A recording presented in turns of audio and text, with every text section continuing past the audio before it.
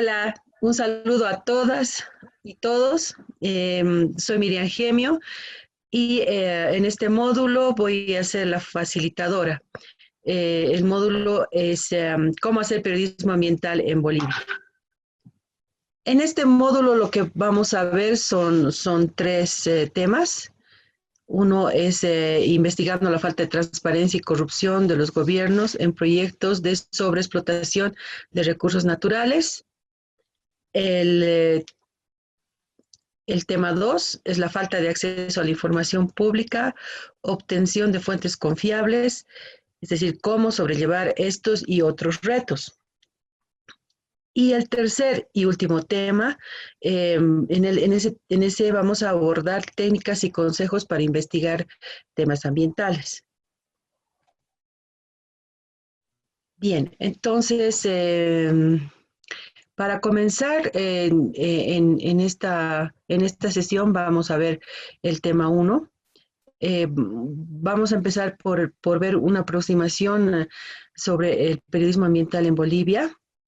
Luego repasaremos las actividades extractivas en Bolivia que hemos estado viendo en los anteriores módulos, la falta de transparencia y corrupción en los proyectos extractivos.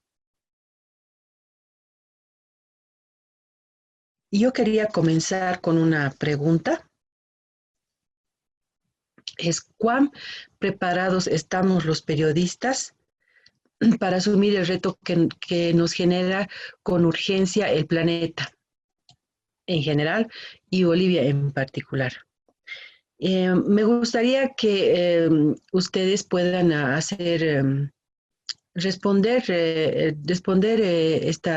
a esta pregunta y lo hagan de manera escrita, que lo puedan poner en la plataforma, ¿no? En los espacios que hay para la conversación e intercambio de ideas. Los voy a leer, obviamente, y también voy a responder y podemos generar un pequeño debate sobre este tema, ¿no? Pero podríamos decir que estamos quizás un poco más atrasados que algunos países de la región en este tema, ¿no? Vemos que, por ejemplo, en temas de cambio climático, en la región hay periodistas que están abordando esta temática de manera prioritaria, diremos, ¿no? Hay eh, un, um, un medio, una plataforma que se dedica a ver mensualmente cómo los periodistas en la región, en Latinoamérica me refiero, abordan la temática del cambio climático, ¿no? Ellos hacen un monitoreo de qué se está publicando sobre el tema, ¿no? Cuánto espacio se le da, cosas como esas. Y quizás en nuestro medio sería interesante poder hacer un monitoreo como ese para saber dónde necesitamos nosotros profundizar más, ¿no? En los temas ambientales en general y también en aspectos más coyunturales, sobre todo los más que están afectando más al planeta, como es el cambio climático, la contaminación y los incendios, ¿no? En esta materia. Bueno, entrando ya en este módulo, esta afirmación, ¿no? El periodismo ambiental necesita una especialización como en cualquier área del periodismo. ¿A qué me refiero? Es a que para cuando nosotros vamos a hacer una cobertura en el área económica o en el área de seguridad, tenemos que conocer los términos, por lo menos en el área de seguridad, sobre la jerga, ¿no? Por ejemplo, saber distinguir entre cuando una persona está aprendida, cuando está detenida, ¿no? Entonces, son temas que en todas las áreas vamos adquiriendo una cierta capacidad para poder manejar esos temas, ¿no? Entonces es lo mismo en el periodismo ambiental. Debemos conocer la jerga, diremos, ¿no? Los términos que se manejan para poder entender y también poder transmitir lo que estamos eh, lo que está sobre las historias que estamos escribiendo en materia ambiental. Eh, por ejemplo, cuando hacemos cobertura de temas ambientales, debemos, por ejemplo, decir, si decimos que los gorriones están en peligro de extinción, no es lo mismo que decir que alguna especie de los gorriones están desapareciendo a una velocidad que podría ponerlos en peligro de extinción, ¿no? Eh, Seguramente hemos escuchado las categorías que da eh, la ONG de Conservación Internacional que eh, te muestran en qué estado está una especie. Entonces, cuando hablamos en peligro de extinción, se refiere a una situación en particular, ¿no? Por ejemplo, ¿por qué así daba el ejemplo de los gorriones? Porque he visto bastantes notas que hablan que que el gorrión en España, por ejemplo, está en peligro de extinción, ¿no? Sin embargo, no son todas las especies, todas las especies que están en ese peligro. Entonces, dependiendo en qué, de a qué velocidad están desapareciendo estas, estos gorriones, se puede decir que están en peligro de extinción, que podrían ponerse en peligro de extinción, pero todavía no están. Entonces, temas como esos son los que debemos tener muy en cuenta eh, y poder conocer para no decir algo que no es correcto, ¿no? Los medios con áreas de medio ambiente. Seguramente ustedes conocen a algunos medios que tienen esta categoría, ¿no? Dentro de uh, dentro de sus páginas, por ejemplo, los medios impresos. Los medios tradicionales escritos, he estado haciendo una revisión, no tienen un área especial para medio ambiente, ¿no? Página 7 creo que en el último tiempo le ha estado dedicando, eh, pero no recuerdo si es cada 15 días o una vez al mes, tiene su área ambiental, pero como tal no hay. Sí tenemos el área de economía, política nacional, seguridad, sociedad, culturas, deportes, ¿no? Pero como medio ambiente, en la mayoría de los medios tradicionales no lo tenemos. Pero sí hay algunos medios como el ambientalista que está dedicado exclusivamente al tema ambiental, ¿no? Y hay otras plataformas digitales, periódicos digitales que también están, como La Región, ¿no? De a que Dolly es su directora, ¿no? La misma RAI, que están abordando el tema ambiental.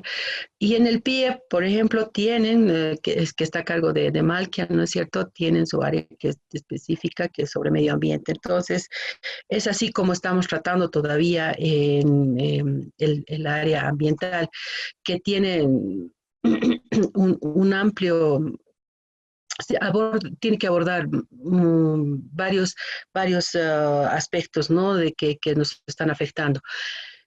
Y yo recuerdo que alguna vez una periodista que se ha especializado en el área de culturas me decía, yo me quejaba, ¿no? O se quejaba porque les daban poco espacio y que en algún tiempo cuando tenían alguna nota eh, a último momento que destacar, entonces reducían el espacio. Entonces, pero por lo menos ustedes, del área de cultura, tienen ese espacio, ¿no? En cambio, el área ambiental no tiene, o sea que ni para quejarse decir que nos quitan espacio. Y me decía, ¿no? Nos ha costado años, nos ha costado años el, o décadas creo que fue su palabra, el que podamos tener un espacio em, en los medios, ¿no? Es decir, que al igual que culturas, economía, digo, al igual que economía, seguridad, sociedad, ¿no? Reducido, pero en fin, está visibilizado. El tema ambiental todavía no. No, aunque sí ya hemos avanzado en que son aperturas, ¿no? Son notas de tapa, lamentablemente casi siempre por algún impacto negativo, ¿no? Como el tema de los incendios, ¿no? La pérdida de biodiversidad, eso sí, ¿no? Pero necesitaríamos también eh, tener en tapa también, por ejemplo, proyectos en los que se están recuperando especies o se está conservando de manera exitosa especies, no sé, no, todavía tenemos eh, limitaciones en eso, ¿no? Ahora, los periodistas ambientales, ¿quiénes son los periodistas ambientales?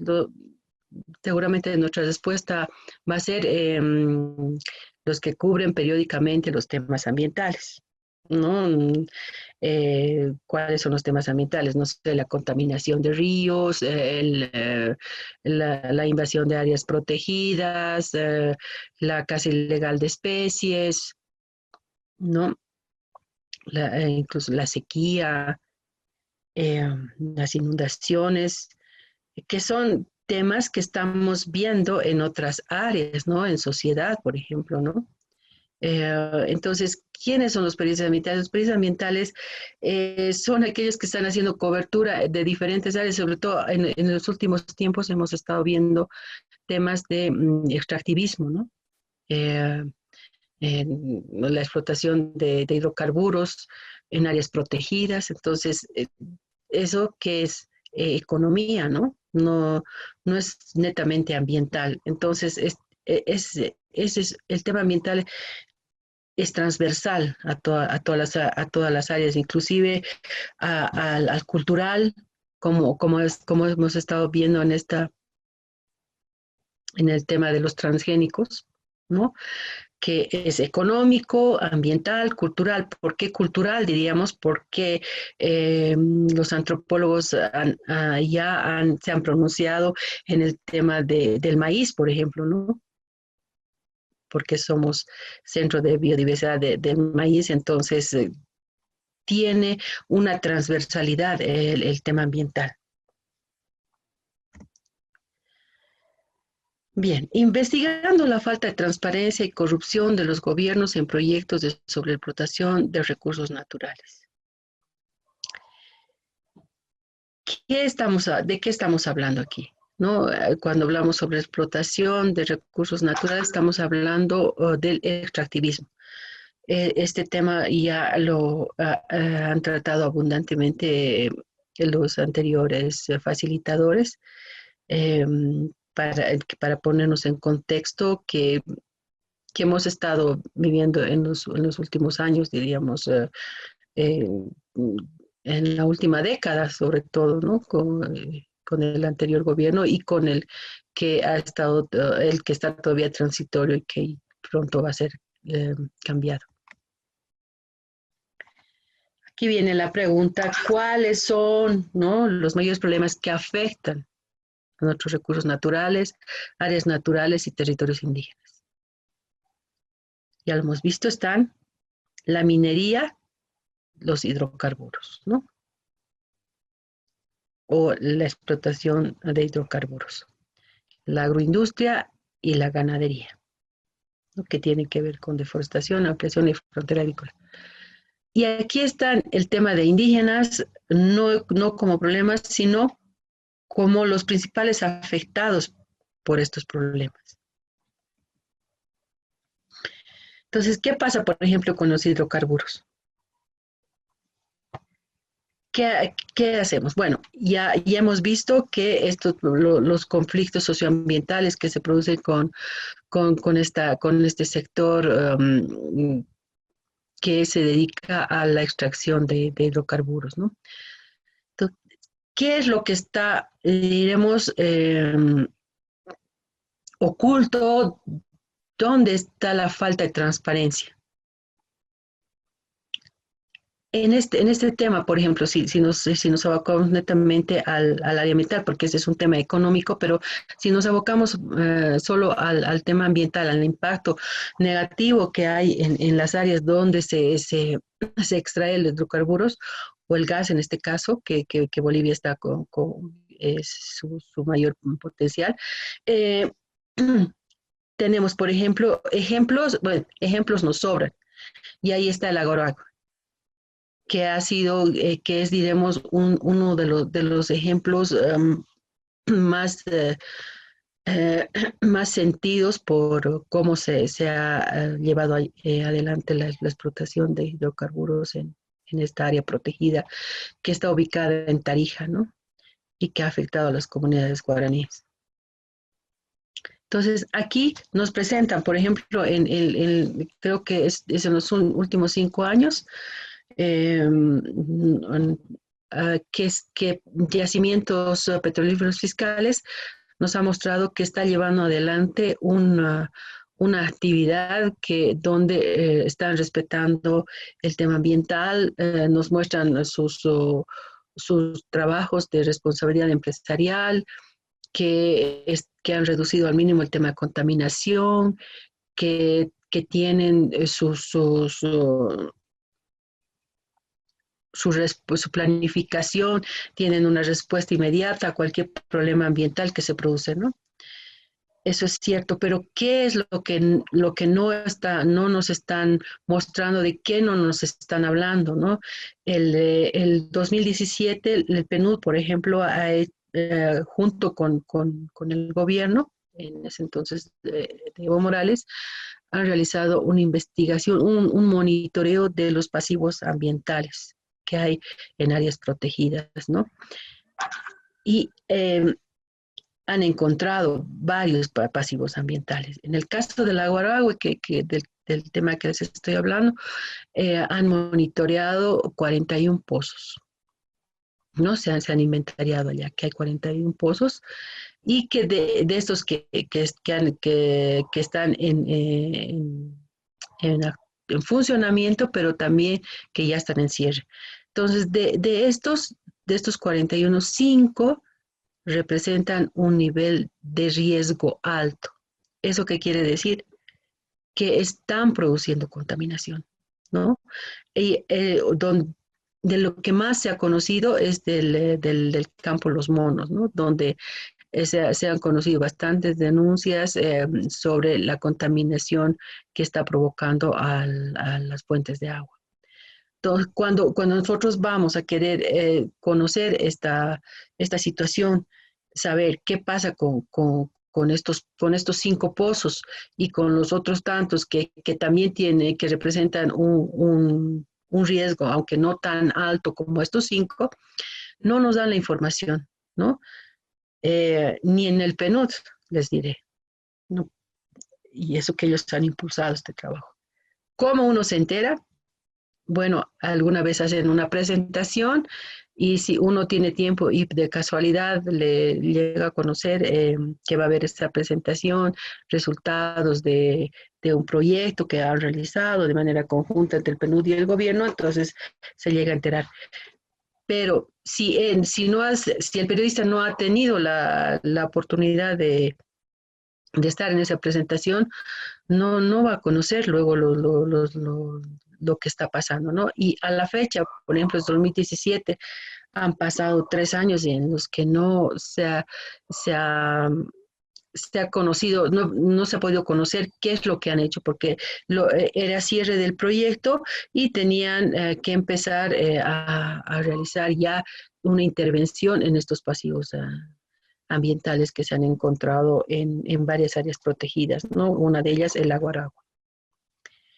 Bien, estoy refrescando, diremos, lo que ya hemos visto con los anteriores facilitadores, pero en el tema de cómo podemos enterarnos de estos temas los periodistas y poder contar esa historia, ¿no?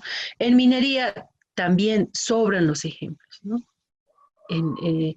aquí quizás los más, los últimos y más que han tenido mayor repercusión en los medios están el lago Popó, ¿no? Sobre todo por este otro problema ambiental que se ha producido por el tema de la sequía, ¿no?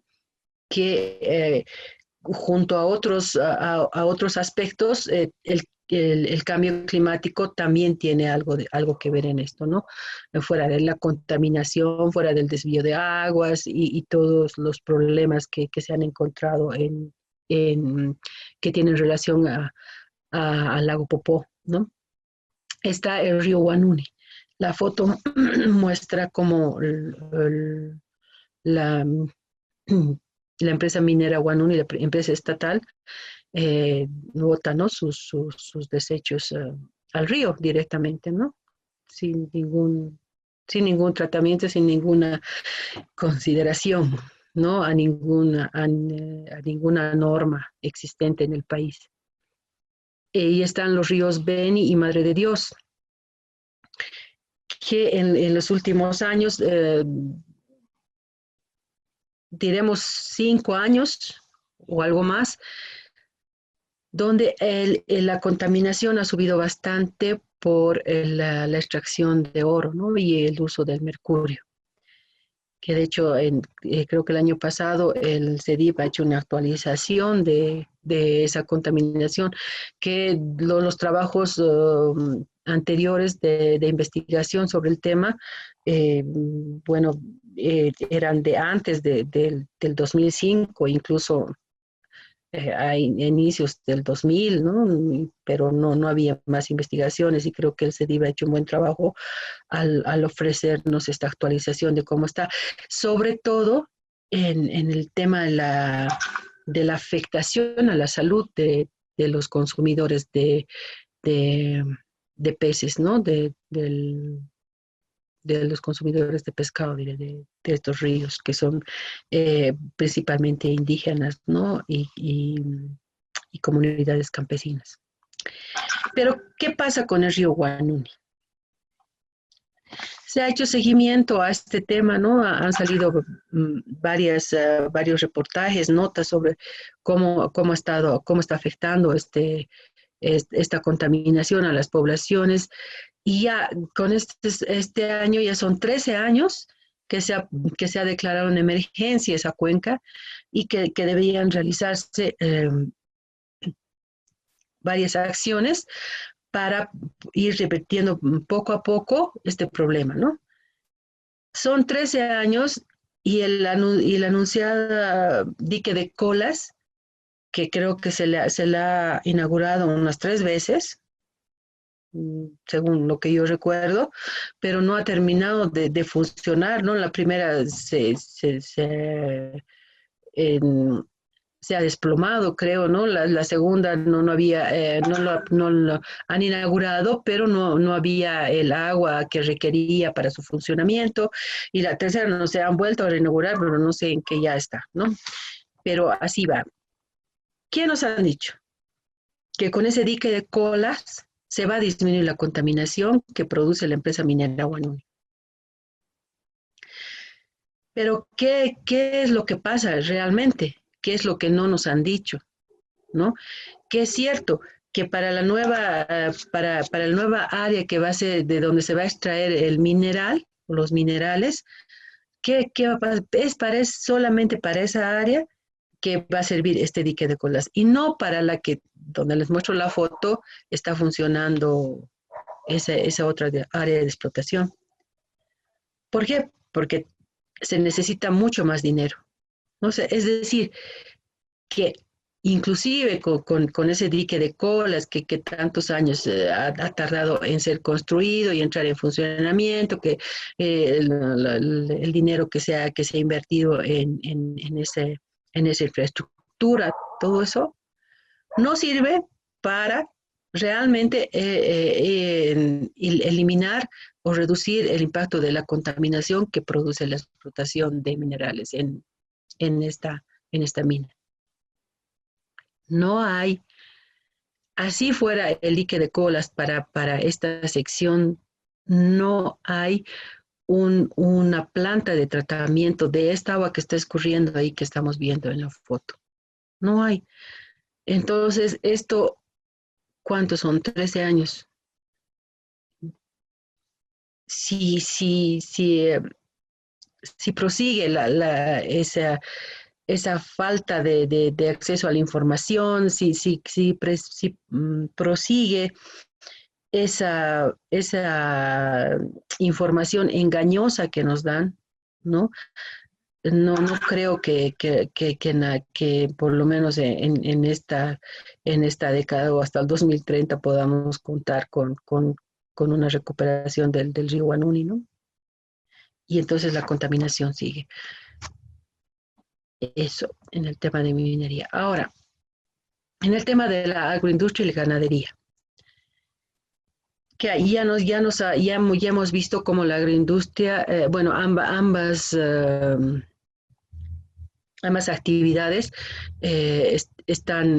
son los principales factores para que haya deforestación por el tema de la ampliación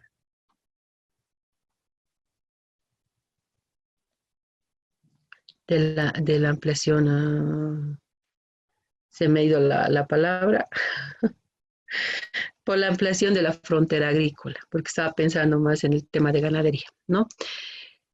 Entonces, ¿qué pasa aquí?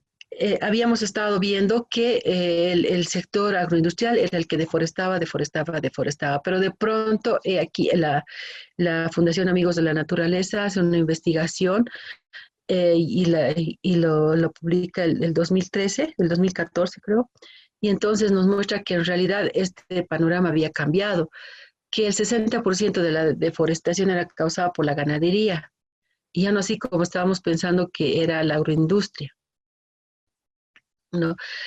Y a ese sector no se le estaba controlando, más bien se le estaba dando mayores oportunidades para que vaya creciendo y de hecho eso lo hemos visto el 2018 cuando ya se ha abierto la exportación de carne hacia China y el año pasado ya se hizo la primera exportación y recién he leído, creo que en opinión, que durante la cuarentena la exportación de carne no ha cesado, ¿no?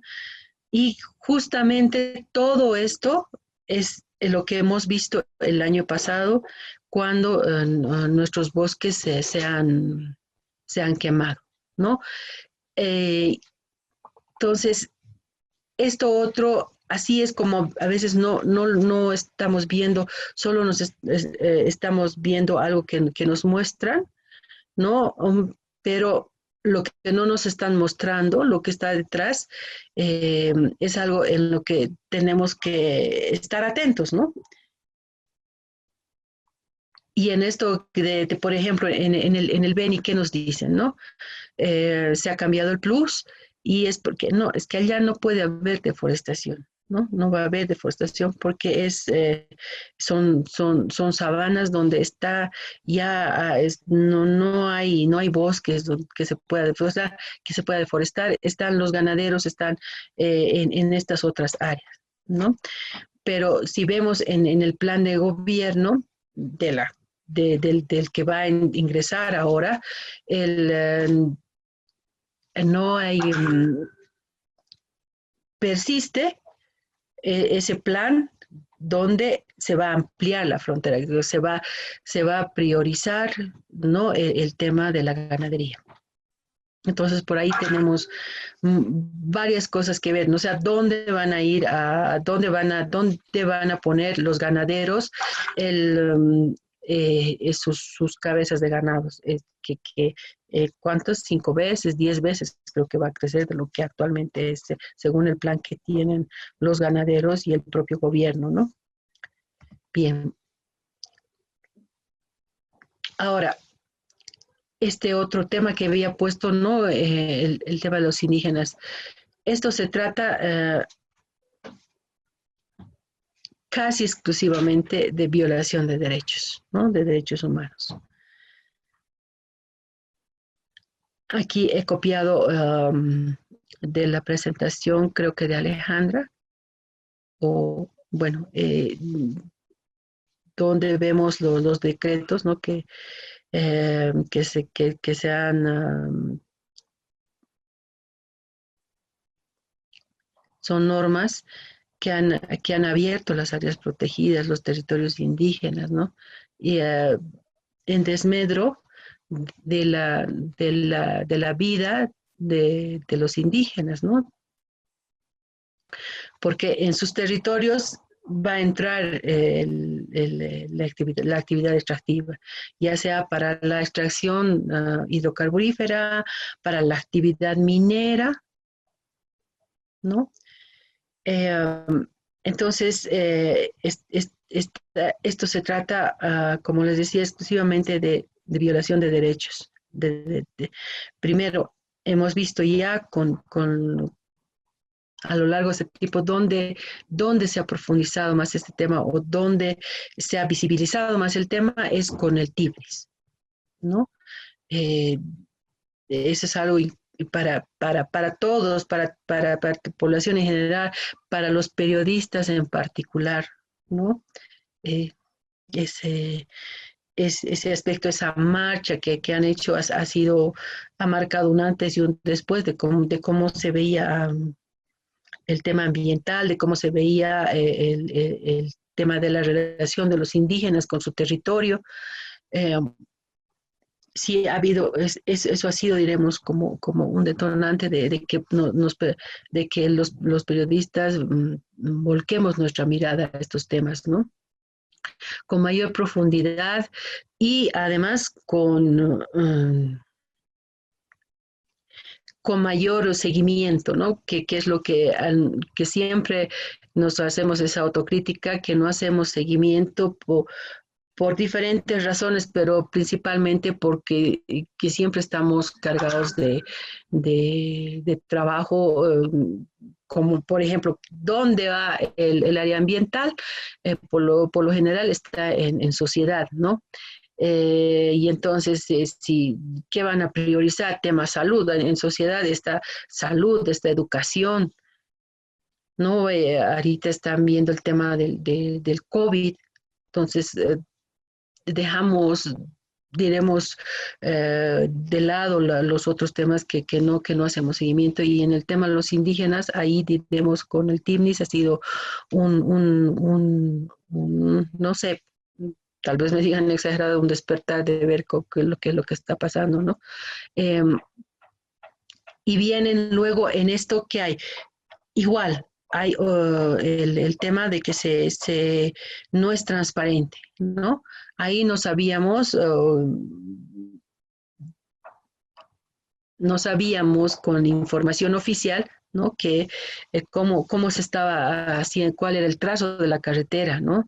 De dónde venían los fondos, ¿no? ¿Qué es lo que realmente se buscaba? Otro tema que también ha sido bastante fuerte y con lo que también ha marcado agenda periodística, que ha sido el tema de las mega represas, ¿no? Las mega hidroeléctricas, que porque está estaba en el plan de gobierno de Evo Morales y ahora está en el plan de gobierno de Luis Arce, es que Bolivia sea el centro energético de la región, ¿no? Y para ello lo que se buscaba es exportar energía, ¿no? Y para ello se ha buscado, por ejemplo, el tema del GPT Bala, el Rositas, ¿no? Que son los temas más fuertes que tienen que ver con indígenas, que ha llevado a que bueno, y proseguimos con el tema de la explotación hidrocarburífera, ¿no? Entonces, todo esto ha llevado a que las organizaciones indígenas que respondían al CIDOP, ¿no es cierto? Que era la organización que, digo, era, porque ahora ha persistido, ¿no? Lo, las dos IDOPs, las que se llaman orgánicas y a las que les llaman a funcional al gobierno del MAS. respondían a esa organización, a esa estructura para sus temas, luego las regionales, ¿no? Como por ejemplo en el caso de La Paz, la CEPILAP, ¿no? Donde se tenía que ver el tema de Chepetebala, ¿no? O en el tema de las capitanías, en el caso de Rositas, donde están los indígenas de Tatarenda, y otras dos comunidades más que tienen que ver o que van a ser afectadas por esta hidroeléctrica, ¿no? Entonces, aquí, ¿qué nos han ocultado, digamos, ¿no? ¿Qué es lo que no han transparentado en estos proyectos? Es la afectación, ¿no? La afectación a las áreas protegidas, a las comunidades indígenas, ¿no? Más allá del tema de que si es viable o no el proyecto, si se va a obtener ganancias, o si es todo a pérdida, no, más allá de todo eso, el tema de la afectación. Entonces, ¿a qué ha movido esto? A que los indígenas eh, tengan que hacer sus propios mecanismos de defensa. Entonces, como la CIDOB no respondía a sus,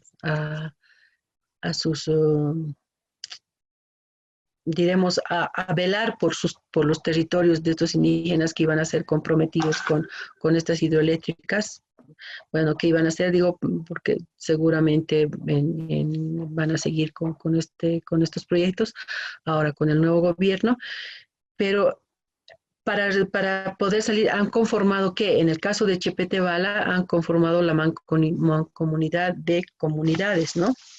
Afectadas por la hidroeléctrica Chepetebala.